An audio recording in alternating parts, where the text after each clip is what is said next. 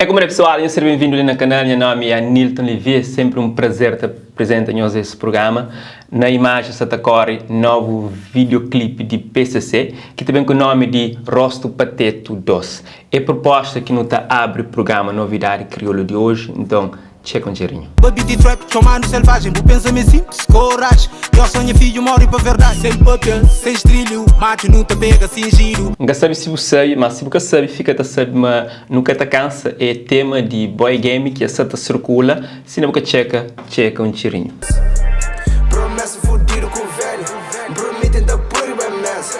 Elimina acabando com despesa, don't think it muita firmeza. Junto com esses dois nomes que não menciona anterior, também junta Apollo G, exatamente, que também entra nessa dupla já conhecido dentro de rap crioulo, boy game e PCC, para um featuring.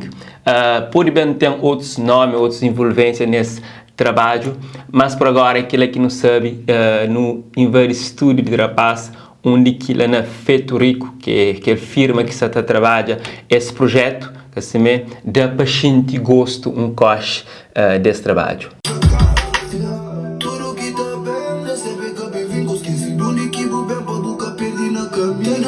Minhas roupas manda preferir estar sozinho, sem competir com ninguém, cada um com seu destino. Minha olho nunca tem, eu sou o que não estás fazendo, sem espinho, terceira pra trava, sem linha pra mim, um homem de palavra, anda sozinho. Daqui de Deus só para ter uma saída, mas o problema é a hora que me desvazia.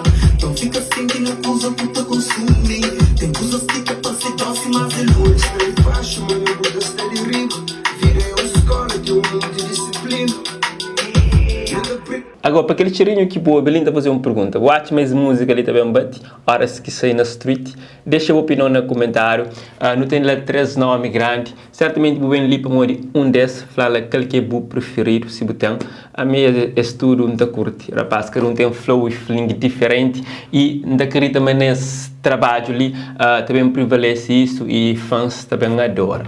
Uma outra novidade que não tem para boa é também de um jovem natural Terra Santiago, que gosta lá para Portugal, é chama Tosas Hood. Ele está fazendo proposta de niggas que bife. Niggas que bife, traz bife, manho foque, outro missa traz e papel, contra estimular, e bom que gajo de orifel, tempo já muda, minha visão já gasta aquele. Tosas Hood já chega de estar ali nesse canal, no programa Pode Saber, então convidou a descobrir essa edição e conhecer mais sobre esse talento. Também nesse canal no YouTube você encontra lá mais temas e se calhar é poder fazer parte do playlist. Então dá chance e proposta de hoje de ser Niggas que bife. Nós fica direto, não te conta no próximo vídeo.